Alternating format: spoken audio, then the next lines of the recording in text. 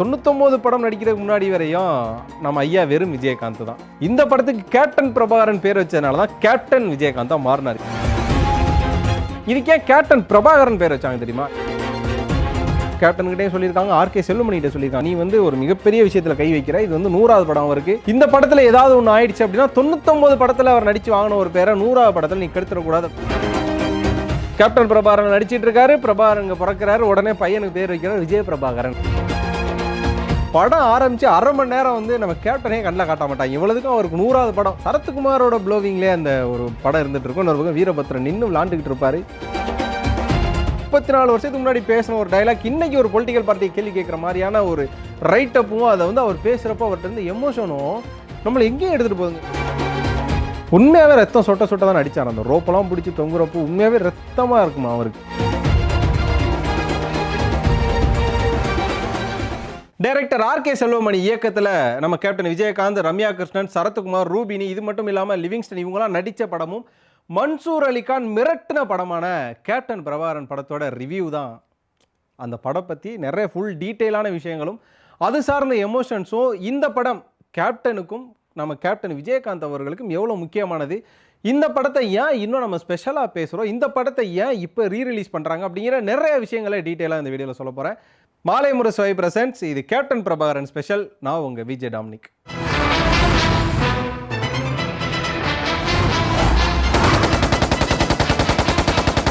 கேப்டன்னா யாருக்கு தாங்க பிடிக்காது? அதுவும் அவர் நடித்த கேப்டன் பிரபாகரன் படம் அப்படின்னா யாருக்கு தான் பிடிக்காம போகுன்னு சொல்லுங்க. ஒரு பக்கம் நம்ம ஐயா விஜயகாந்த் அவரை பாராட்டுறதா, இல்லை ஆப்போசிட்ல நடித்த மன்சூர் அலிகானை பாராட்டுறதா, ஐயா இசைஞானியை பாராட்டுறதா, இல்லை கேப்டன் ஆஃப் த ஷிப் அப்படின்னு சொல்லிட்டு நம்ம ஆர்கே செல்வமணியை பாராட்டுறதா, இல்லை இன்னொரு பக்கம் ரம்யா கிருஷ்ணனும் லிவிங்ஸ்டனும் போட்ட பர்ஃபார்மன்ஸில் ஆட்டமா தேரோட்டமாக வைபாகி அதை பாராட்டுறதான்னு சொல்லி ஒரு குழப்பத்தில் இருந்த காலகட்டம்லாம் ஒன்று.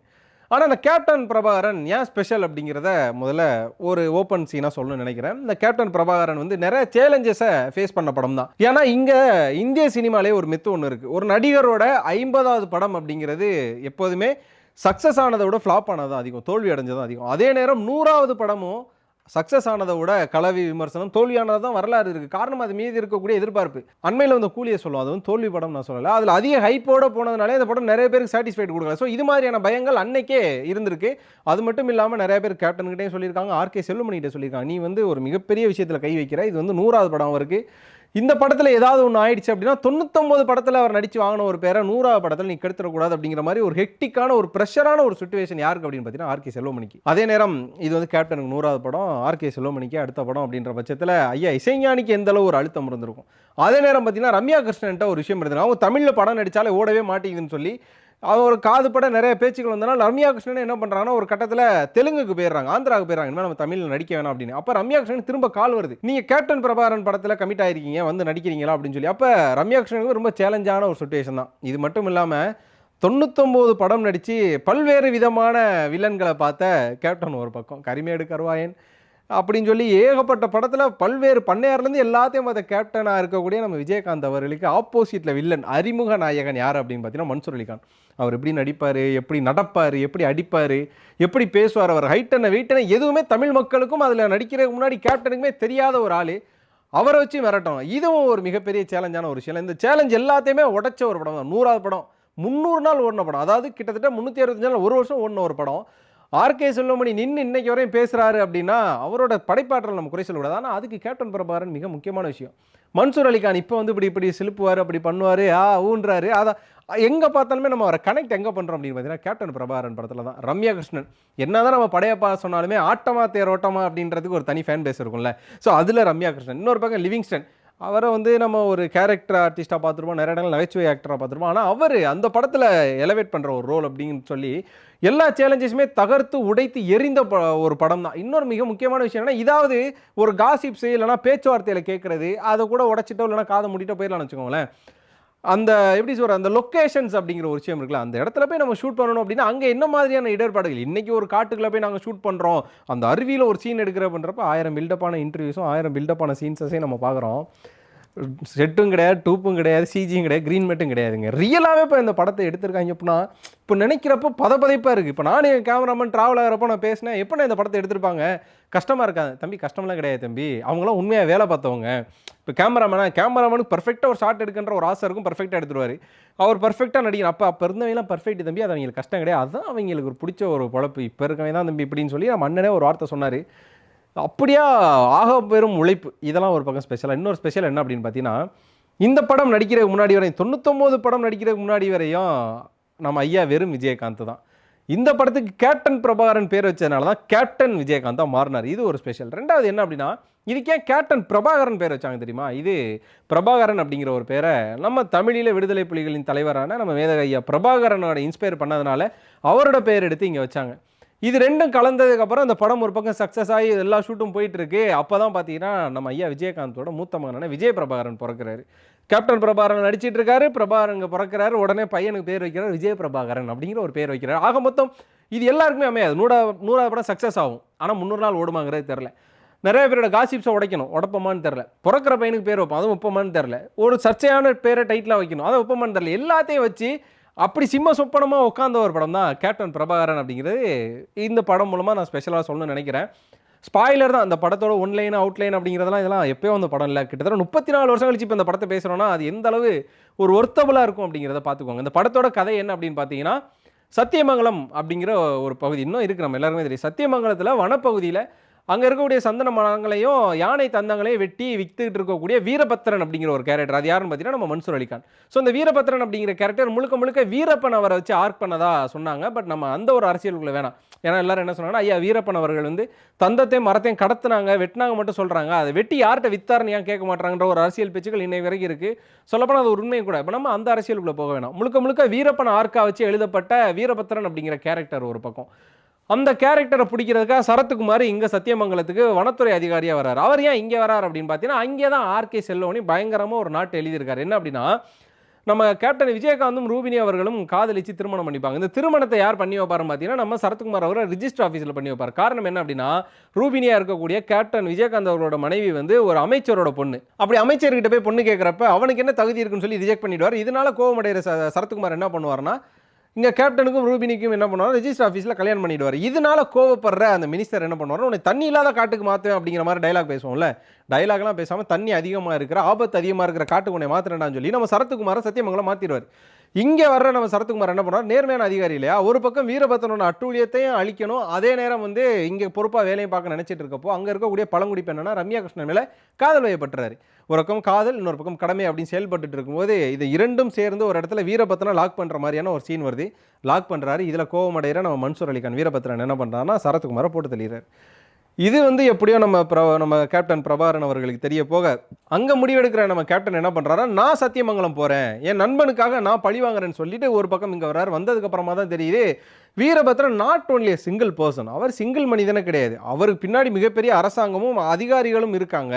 இது மிகப்பெரிய ஊழல் நிறைந்த அல்லதுனா மிகப்பெரிய ஒரு அரசியல் கருப்பு ஆடுகள் வாழக்கூடிய ஒரு இடம் அப்படிங்கிறது அவருக்கு தெரிய வருது. வீரபத்திரனையும் பிடிக்கணும், உயிரோடு பிடிச்சி கொண்டாந்து நிப்பாட்டணும், அதுக்கு பின்னாடி இருக்கக்கூடிய நெட்வொர்க்கை அழிக்கணும் அப்படிங்கிறது தான் இந்த படத்தோட கதையாக இருக்குது. ஒரு வீரபத்திரனை பிடிச்சாரா இல்லையா, இதுக்கு நடுவில் நடக்கக்கூடிய அதிரடி சண்டை காட்சிகளும் எமோஷனல்ஸும் இதுக்கு பின்னாடி பேசக்கூடிய நிறையா லூப்ஸும் தான் இந்த ஒரு படமாக இருக்குது. இப்போ நம்ம இது எங்கே பேசணும் அப்படின்னா பார்ட்டாகவே பிரித்து பேசலாமே. ஏன்னா 34 வருஷத்துக்கு முன்னாடி வந்த ஒரு படம் இன்றைக்கும் ரிவ்யூ கொடுக்குறோங்கிறத தாண்டி இன்றைக்கும் அந்த படத்தை நம்ம பேசுகிறோம் அப்படின்னா அதுக்கு ஒரு டீம் ஒர்க் காரணம், அதில் எழுதப்பட்ட எழுத்துக்கள் காரணம். ஆரம்பத்தில் சரத்குமாரும் ரம்யா கிருஷ்ணனும் அவங்களுக்கான ஒரு சீன் ஒன்று இருக்கும், ஒரு லவபிள் சீன்னு வச்சுக்கோங்களேன். அந்த சீன் முடிஞ்சவரை ரம்யா கிருஷ்ணன் அழுவாங்க, நான் ஏமாந்துட்டேன்னு நினைக்கிறேன். இல்லை, நான் உன்னை ஏமாத்தலை, இந்த மோதிரத்தை நீ போட்டுக்க, என் மனைவியை நினச்சி நான் உன்னை போடுறேன்னு சொல்லி இந்த மோதிரத்தை போட்டு விட்டார். போட்டுவிட்டு என்ன சொல்லுவார்னா, இது நான் ஒரு காதல் திருமணம் பண்ணி வச்சதுக்காக எனக்கு கொடுக்கப்பட்ட பரிசு அப்படிம்பாரு. அந்த பரிசு எப்படி வந்து இங்கே ரிஃப்ளெக்ட் ஆகும் அப்படின்னு பார்த்தீங்கன்னா, சரத்குமார் இறந்ததுக்கப்புறம் ஒரு கட்டத்தில் வந்து ரம்யா கிருஷ்ணன் அந்த மோதிரத்தை எடுத்து நம்ம கேப்டன்கிட்ட கொடுப்பாங்க. கேப்டன் பார்த்தோன்னே நினைப்பார் என்னன்னா, கேப்டனுக்கும் ரூபினி மேடமுக்கும் கல்யாணம் பண்ணி வைக்கிறப்ப அவங்க என்ன பண்ணுவாங்கன்னா, ஒரு அண்ணனுக்கான மாப்பிள்ளை தோழன்னு சொல்லி இந்த மோதிரத்தை போட்டுடுவாங்க. ஸோ இங்கே கனெக்ட் ஆகிற ஒரு விஷயமா இருக்கட்டும். அங்கே நடந்த அந்த லவ் மேக்கிங்னால வந்து இங்கே ரம்யா கிருஷ்ணன் ஒரு பக்கம் கன்சீவாக இருப்பாங்க. அந்த கன்சீவாக இருந்து கடைசியாக குழந்தை பிறக்கிற சீனாக இருக்கட்டும், இது எல்லாமே வந்து ரைட்டபுளாக சூப்பராக இருக்கும். இது மட்டும் இல்லாமல் ஒரு படத்தில் எப்படி ஹீரோவுக்கு ஒரு வெயிட்டேஜ் இருக்கணுமோ அந்தளவு வில்லனுக்கு வெயிட்டேஜ் இருந்தால் தான் அந்த படம் சக்ஸஸ் ஆகுது. 365 நாள்லாம் ஓடணும், அது 100வது படம். இதுக்கு எவ்வளோ வில்லன்ஸை போட்டிருக்கலாம் அப்படின்னு நினைக்கிறப்ப மன்சூர் அலிகான் அப்படிங்கிற ஒரு பர்சனை போட்டு அவருக்காக ரைட் அப்ன்ற ஒரு விஷயத்தை கொடுத்து அவர் காஸ்டியூமாக இருக்கட்டும், ஸ்லாங்காக இருக்கட்டும், பாடி லாங்குவேஜ் இதெல்லாம் பேச வைக்கிறதா இருக்கட்டும். ஆர்கே செல்வமணி முதல்ல ஒரு டைரக்டராக அவரை வந்து நம்ம ஹேட்ஸ் ஆஃப் பண்ணி ஆகணும். ஏன்னா எல்லா கலைஞனுக்கும் ஒரு ஆசை இருக்கும், நம்ம இருந்தாலும் நம்ம இல்லைனாலும் நம்மளோட படைப்புங்கிறது காலம் காலம் நின்று பேசணும் அப்படின்னு சொல்லி ஆர்கே செல்வமணி அந்த ஒரு விஷயத்தை இதில் செதுக்கிட்டார் தான் சொல்லணும். அப்படியாப்பட்ட ஒரு ஒர்க்கு தாங்க. ஏன்னா நம்ம இன்னைக்கு பேசுகிறோம், படம் ஆரம்பித்து 10 நிமிஷம் ஹீரோவே வரலப்பா, படம் ஆரம்பித்து 1/4 மணி நேரத்துக்கு ஹீரோவே இருக்க மாட்டார், கதை தான் போகணும். ஆனால் இங்கே அப்படி கிடையாது. படம் ஆரம்பித்து 1/2 மணி நேரம் வந்து நம்ம கேப்டனே கண்ணில் காட்ட மாட்டாங்க. இவ்வளோதுக்கும் அவருக்கு 100வது படம், 1/2 மணி நேரம் கேப்டனே வரமாட்டார். சரத்குமாரோட ப்ளோவிங்லேயே அந்த ஒரு படம் இருந்துகிட்டு இருக்கும். இன்னொரு பக்கம் வீரபத்ரன் நின்று விளாண்டுக்கிட்டு இருப்பார். ஐயா இசைஞானி ஒரு பக்கம், அவர் ஒரு பக்கம் பயங்கரமாக பர்ஃபார்ம் பண்ணிகிட்டு இருப்பார். டிஓபியாக இருக்கணும், ஆர்ட் டைரக்டர் எல்லாம் செதுக்கி நம்ம கேப்டனே மறந்து படம் பார்த்துக்கு இருப்போம். அப்படியாப்பட்ட ஒரு படத்தை கொடுத்துட்டு 1/2 மணி நேரம் கழிச்சு கேப்டன் உள்ளே இறக்குவாங்க பாருங்கள். அவரோட ஃபிசிக்கு, அவரோட அந்த பாடி லாங்குவேஜ், அவரோட அந்த ஃபாஸ்ட்டு, இதுக்கு தாங்க லிட்ரலி அந்த ஒரு ஃபேன் பேஸ்னு சொல்லலாம். அதாவது இந்த படத்தில் வந்து நான் ஒரு 2000 2001 அந்த டைமில் பார்த்துன்னு நினைக்கிறேன். அந்த டைம்லலாம் பார்த்தீங்கன்னா டிவிடி கிடையாது, விசிடி, அப்புறம் விசிஆர். ஃபஸ்ட்டு விசிஆர் தான் வந்தது, அதை டெக்குன்னு சொல்லுவாங்க ஊர் சைடில். அதுக்கப்புறம் விசிடி பிளேயர் அப்படின்னு வந்து அதுக்கப்புறம் தான் எலவேட் ஆகி வந்து டிவிடியெல்லாம் வந்தது இல்லையா, டிவிடி பென்ட்ரைவ், இப்போ வந்து எல்லாமே ஓடிடி வந்துட்டோம். ஸோ அந்த டெக்கில் வந்து எங்கள் அப்பா வாங்கிட்டு வந்து அந்த கேசட்டை போடுவார். இது நிறைய பேருமே இதை ஃபீல் பண்ணி என்கிட்ட சொல்லியிருக்காங்க. என்ன அப்படின்னா, அந்த வீரபத்ரன் கேரக்டர் வர்றப்ப பயந்து போர்வையை மூடிட்டு படம் பார்த்த ஆட்களில் நானும் ஒரு ஆள். அப்படி மிரட்டின ஒரு மன்சூர் அலிகானோட பர்ஃபார்மன்ஸை கொடுத்த ஒரு படம். அதுக்கப்புறமா அவர் எவ்வளோ படங்கள் வில்லனாக நடிச்சிட்டாரு, ஆனால் ஸ்டில் இன்னும் நின்று பேசுதில்ல. அதுதான் அந்த படத்தோட மிகப்பெரிய ஒரு ஆர்க்குன்னு நான் பார்க்குறேன். இது தனக்கு 100வது படம் தானே, நம்ம வந்தோமா நின்னமா பாலிஷாக நடித்தோமா, நம்ம ஒய்ஃபோட ஒரு டூயட் போட்டோமா, இங்கிட்டு ஒரு சாங் வச்சாங்களா, வழக்கம் போல் ஒரு ஸ்லோ மோஷனில் சண்டையை போட்டோமா, கிளைமேக்ஸில் ஒரு கருத்து பேசணுமான்னு சொல்லி நம்ம கேப்டன் போயிருக்கலாம். ஆனால் இந்த படத்தை நீங்கள் போட்டு பாருங்களேன், இந்த கிளைமேக்ஸில் கோர்ட்டில் வந்து ஒரு ஆர்கியூமெண்ட் சீன் இருக்கும், லாயர் விசஸ் கேப்டன் அப்படிங்கிற மாதிரி ஒரு சீன் இருக்கும். அதுவும் ஜட்ஜஸ் கூடயே இருக்கும். இப்போ இருக்கிற பொலிட்டிக்கல் பார்ட்டிஸ் எல்லா பார்ட்டிஸுமே நிற்க வச்சு கேள்வி கேட்குற, 34 வருஷத்துக்கு முன்னாடி பேசின ஒரு டைலாக் இன்றைக்கி ஒரு பொலிட்டிக்கல் பார்ட்டி கேள்வி கேட்குற மாதிரியான ஒரு ரைட் அப்பும், அதை வந்து அவர் பேசுகிறப்போ அவர்கிட்ட இருந்து எமோஷனும் நம்மளை எங்கேயும் எடுத்துகிட்டு போகுங்க. இப்போ அண்மையில் ஏஆர் முருகதாஸ் வந்து ஒரு இன்டர்வியூவில் சொல்லியிருந்தார். என்ன அப்படின்னு பார்த்தீங்கன்னா, இந்த 1000 கோடி படம் எடுக்கிறதெல்லாம் மற்ற இண்டஸ்ட்ரிலாம் வெறும் என்டர்டெயின்மெண்ட்டை கொடுக்குறாங்க, ஆனால் இங்கே இருக்கிற டைரக்டர்ஸ் மட்டும்தான் எஜுகேட் பண்ணணும்னு நினைக்கிறாங்க, ஒரு விஷயத்தை மக்களுக்கு சொல்லணும்னு நினைக்கிறாங்கன்றதுல. அது மாதிரி ஒரு 100வது படம் எப்படி வேணால் அவர் நடிச்சுட்டு போயிருக்கலாம்னு வச்சுக்கோங்களேன். ஆனால் அதில் ஒரு கருத்தை சொல்ல வராருல, ஓட்டு போடுறது, ஊழல். ஏன்னா அப்போ ஒரு கட்சி தொடங்கினாரா அப்படிங்கிற ஒரு விஷயம்லாம் ரெண்டாவதாக இருக்கட்டும். ஆனால் அப்போ அவர் பேசின விதம், அப்போ அவர் சொன்ன விதம் அப்படின்றது, ஏன்னா அப்போ எவ்வளோ அரசியல் ப்ரெஷர் வேணால் வந்துருக்கலாம். ஏன்னா சொல்லப்போனால் ஐயா வீரப்பனோட கதையை ஒரு பக்கம் எடுத்திருக்காங்க, அப்போ யார் ஆப்போசிட்டில் வந்திருப்பார் அப்படிங்கிறது நமக்கு தெரியும். எல்லாத்தையும் தாண்டி ஒரு படத்தை முழு மூச்சோட உணர்வோடு நடித்து கொடுத்துருக்காரு கேப்டன். அது மட்டும் இல்லாமல் எல்லாருமே சொன்னாங்க, இந்த படம் நடித்து முடிக்கும் போதெல்லாம் உண்மையாகவே ரத்தம் சொட்ட சொட்ட தான் நடித்தார். அந்த ரோப்பெல்லாம் பிடிச்சி தொங்குறப்போ உண்மையாகவே ரத்தமாக இருக்குமா அவருக்கு. அவ்வளோ கஷ்டப்பட்டு அந்த படம் திடீர்னு பார்த்தீங்கன்னா ஆக்சிடென்ட் ஆகி பாதியிலே வந்து படத்தை நிப்பாட்டி 1-2 பேர் இறந்து அந்த படம் பண்ண வேணாம்னு சொல்லி நிறைய தடங்களோடு தான் பண்ணியிருக்காங்க. நல்ல வேளை இந்த படத்தை இவ்வளோ தடங்களோட கைவிடாமல் இருந்தாங்க, அதுவரையும் சந்தோஷம். ஏன்னா அன்னைக்கு கைவிட்டிருந்தா இது மாதிரியான ஒரு கல்ட்டு இன்றைக்கி தமிழ் சினிமா கிடச்சிருக்காது. ஆக மொத்தம் கேப்டன் பிரபாகரன் நம்ம 22ஆம் தேதி ரீரிலீஸ் ஆகுது. அதாவது எல்லாரும் போய் தேட்டரில் பாருங்கள். அதாவது எப்படி சொல்கிறது, அப்போ பார்த்த மாதிரியே இருக்கா அப்படின்னு கேட்டிங்கன்னா, இப்போ ரீரிலீஸுங்கிறதுனால சில நவீன தொழில்நுட்பங்களை உட்கொண்டு உள்ள சில விஷயங்களை மாற்றிருக்காங்க. ஆனால் கொஞ்சம் கட்ஸ் போட்டிருக்காங்க. ஃபஸ்ட் ஆஃபில் லேக் வரக்கூடாது அப்படின்ற விஷயத்துக்காக கட் போட்டிருக்காங்கன்னு நினச்சேன். அப்புறம் தான் உண்மை தெரிஞ்சுது. என்ன அப்படின்னு பார்த்தீங்கன்னா, அதோட அதாவது உண்மையான ரீல்கள் கிடைக்கல, முழு ரீல் கிடைக்கல, ஃபுல் ரீல் கிடைக்காதனால கிடைச்ச ரீல்ஸை கொஞ்சம் கட் பண்ணி அது மூலமாக எடுத்து கிடைச்சதை வச்சு ஒர்க் பண்ணி இந்த படம் கொடுத்துருக்காங்க. அதில் பார்த்தே நம்ம கூஸ்பம்ஸ் ஆகுது. அப்போ ரியல் படம் பார்த்தவங்களுக்குலாம் எப்படி இருக்கும் யோசிச்சு பாருங்கள். அப்படியா வர 22 ரீரிலீஸோட சில கட்களோட புது டெக்னாலஜி நவீன தொழில்நுட்பங்களோட இந்த படம் ரிலீஸ் ஆகுது. எல்லோரும் போய் தேட்டரில் பாருங்கள். 2K கிட்ஸ் உங்களுக்கு கண்டிப்பாக டைம் இருந்தால் ஒரு தடவை போய் பார்த்துட்டு, ஒரு 34 வருஷத்துக்கு முன்னாடி இந்த படத்தை ஏன் கொண்டாடுறோம், 34 வருஷத்துக்கு முன்னாடி ஒரு கல்ட்டை எடுத்திருக்காங்க அப்படின்னு சொல்லி உங்களுக்கு ஒரு ஃபீல் வரும்ல. ஏன்னா எல்லாமே பெஸ்ட்டாக கொடுத்துருப்பாங்க. சினிமாட்டோகிராஃபர்ஸாக இருக்கட்டும், எடிட்டர்ஸ் இருக்கட்டும், நம்ம ஆர்கே செல்வமணி ஐயாவாக இருக்கட்டும், இசைஞானி ஐயாவாக இருக்கட்டும், கேப்டனாக இருக்கட்டும், லிவிங்ஸ்டனாக இருக்கட்டும், ரம்யா கிருஷ்ணனாக இருக்கட்டும், சரத்குமாராக இருக்கட்டும், எல்லாருமே அவங்களோட பெஸ்ட்டை கொடுத்து ஒரு படம் பண்ணி இப்படி ஒரு காம்போவில் இனிமேல் வராது, அது வேறு. இது எப்படி கொடுத்துருக்க முடியுன்ற ஒரு சந்தேகத்துக்குள்ள நமக்கு திரும்ப ஆழ்த்துறாங்க. அது மட்டும் இல்லாமல் மன்சூர் அலிகான், இன்னைக்கு மன்சூர் அலிகான் நிறைய பேர் அவர் பேசுகிறது, அவர் நடந்துக்கிறதெல்லாம் பார்க்குறப்போ ஒரு ஜோக்காக எடுத்துகிட்டு போகிறாங்கல்ல, அந்த மனுஷன் எப்படி மிரட்டினார் அப்படிங்கிறத போயிட்டு 22ஆம் தேதி உங்களுக்கு டைம் இருந்தால் கண்டிப்பாக தியேட்டரில் பாருங்கள். கேப்டன் பிரபாகரன் உண்மையாகவே இப்போ அண்மை காலங்களாக கேப்டனை ஏன்டா மிஸ் பண்ணுறோம் அப்படிங்கிற மாதிரி இருக்கு. ஏன்னா நான் ஒரு 90s கிட்டுன்றதுனால அந்த தவறுகள் செஞ்ச மன்னிக்கப்படாத கூட்டங்களில் அந்த மனிதர்களில் நானும் ஒருத்தன் தான். என்ன அப்படின்னா, கேப்டன் வந்து குடிப்பார், குடிச்சிட்டு வந்து அவர் மேடையில் பேசினாருன்னு சொல்லி ஒரு காலகட்டத்தில் அவரை வச்சு ஃபேஸ்புக்கில், அப்போ இன்ஸ்டாகிராமில் கிடையாது, ஃபேஸ்புக்கில் யூடியூப்லாம் பயங்கர காமெடிஸ் ட்ரோல்ஸ் வரும். நிறைய ரியாலிட்டி ஷோவில் அவரோட ட்ரங்கன் வாய்ஸ்னு எடுத்து நிறைய பேர் பேசினாங்க. அதை பார்த்து ரசித்து கைத்தட்டினா ஒரு கூட்டங்கள் இங்கே இருக்குது. அதாவது வந்து கூட்டம்னா ஒரு ஏரியா, ஒரு தரப்பு, ஒரு மக்கள்லாம் கிடையாது. அது வந்து ஒரு செட் ஆஃப் பீப்புளே இருக்காங்கன்னு வச்சுங்களேன், ஒரு ஜென்ரேஷன் பீப்புள். அந்த பாவத்தை பண்ண ஒரு ஆளில் நானும் ஒரு ஆள். அப்போ அவரோட அருமையும் தெரில, அவர் இவ்வளோ பண்ணியிருக்காரு அப்படிங்கிறதும் தெரில. ஆனால் இன்றைக்கி அவரை அந்த படத்தில் பார்க்குறப்போ 100வது படத்துக்கு எவ்வளோ மெனக்கடல் போட்டிருக்காரு, அதுக்கு அவர் எவ்வளோ கஷ்டப்பட்டிருக்காரு. இந்த படத்துக்காக வந்து தனக்கு பையன் பிறந்து அடுத்த நாள் காலையில் ஷூட்டுக்கு வந்ததுன்ற மாதிரி நிறைய விஷயம் பேசுகிறப்ப, ஒரு நல்ல மனுஷனை நம்ம இருந்து பார்க்கல போட்டலாம் அதெல்லாம். அது ஆனால் தூற்றாமல் இருந்திருக்கலாம், அவரை கேலி பண்ணுறப்ப சிரிக்காமல் இருந்திருக்கலாம் அப்படிங்கிற மாதிரியான குற்ற உணர்ச்சிகளோட தான் அந்த படம் பார்த்து முடிஞ்சு நான் வெளில வந்தேன். படம் முடிஞ்சு வெளில வர்றப்ப திரும்பவும் ஆட்டமா தேரோட்டமா பாட்டு போட்டாங்க. என்னடா மோனிகா பெல்லுச்சி, இதை பார்த்து வைபாங்கடான்னு சொல்லி ஐயா அப்பயே இந்த கிட்டாராருன்னு எதோ எடுத்து மிரட்டி விட்டுருக்காருங்க. ஒரு பக்கம் ரம்யா கிருஷ்ணன், செல்வராகவன் சொல்லுவார், இந்த 1001ஓட அந்த ஒரு போர்ஷன் வரும், அதில் வந்து ஜிவி பிரகாஷ்க்கு, செல்வராகவனுக்கு, இவருக்கு ராம்ஜி சாருக்கு 3 பேருக்கு வந்து போட்டி நடந்ததான். அதாவது யாரோட உன்னோட டைரக்ஷன் பெஸ்ட்டாக, என்னோட கேமரா பெஸ்ட்டாக, என்னோட மியூசிக் பெஸ்ட்டாங்கிற மாதிரி ஒரு காம்படிஷன் நடந்திருக்கு. அப்படி போட்டி போட்டு கொடுத்த ஒரு பெஸ்ட்டு தான் இப்போ வரையுமே வந்து இந்த செலிப்ரேஷன் சொல்லிட்டு ஒரு 1001 ஒரு சீன் வரும்ல, அது மாதிரி இந்த படத்தில் போட்டி போட்டு எல்லாம் ஒர்க் பண்ணியிருக்காங்க. ஆட்டமா தேரோட்டமால யார் பெஸ்ட்டுன்னு போட்டி போட்டு ஒர்க் பண்ணியிருக்காங்க. இது மட்டும் இல்லாமல் வில்லனுக்கு கொடுக்கப்பட்ட அந்த ஒரு ட்ரூ கலர் அப்படின்னு ஒன்று, தனக்கு பிடிச்ச ரம்யா கிருஷ்ணனை கடத்திட்டு போவார். ஆனால் இன்னொருத்தரோட குழந்தை அந்த வயிற்றில் வளருதுன்னு தெரிஞ்சோன்னே ரம்யா கிருஷ்ணனையும் கொல்ல மாட்டார், அந்த குழந்தையும் கொல்ல மாட்டார், ரம்யா கிருஷ்ணன் மேலே கையும் வைக்க மாட்டார். இப்படியாப்பட்ட ஒரு நரேஷன்லாம் ஜஸ்டிஸ் அப்படிங்கிற ஒரு விஷயம் தான். எண்ட் ஆஃப் த கிளைமேக்ஸ் ஒன்று நடக்கும்.